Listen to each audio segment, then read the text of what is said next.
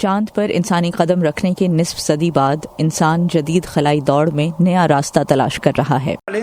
ہم 2020 میں مریخ پر تجربات کرنے کا منصوبہ بنا رہے ہیں۔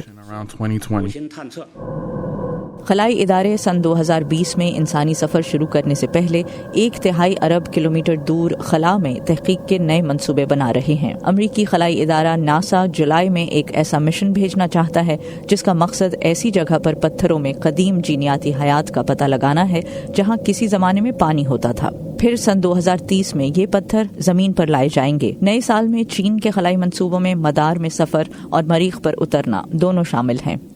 ہمارا منصوبہ یہ ہے جیسا ہم نے چاند پر کیا تھا، اسی طرح ایک ہی سفر میں مدار میں چکر لگائیں، مریخ پر اتریں اور وہاں تحقیق کریں۔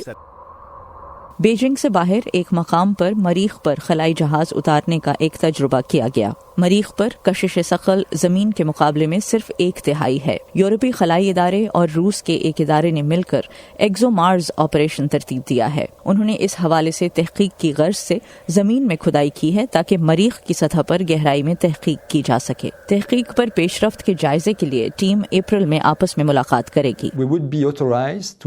اگر یہ جائزے کامیاب ہوتے ہیں تو پھر ہمیں خلائی جہاز کو قازقستان کے علاقے بیکنور لے جانے کی اجازت مل جائے گی تاکہ ہم 26 جولائی اور 11 اگست کی درمیانی مدت میں اسے خلا میں بھیج سکیں۔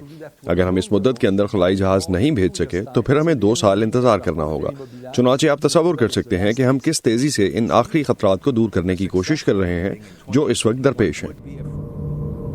2021 میں اگر مریخ پر اترنے میں کامیابی حاصل ہو گئی تو یورپی خلائی ادارے کے لیے 2016 میں اس کے خلائی جہاز کے مریخ سے ٹکرا جانے کے بعد یہ پہلی کامیابی ہوگی۔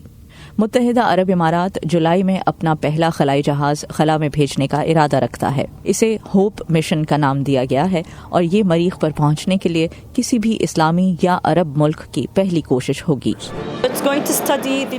یہ مشن مریخ کی نچلی، درمیانی اور اوپر کی سطح کی فضا کا مطالعہ کرے گا، جس میں یہ سمجھنے کی کوشش کی جائے گی کہ مریخ سے گیسوں کا اخراج کیسے ہوتا ہے۔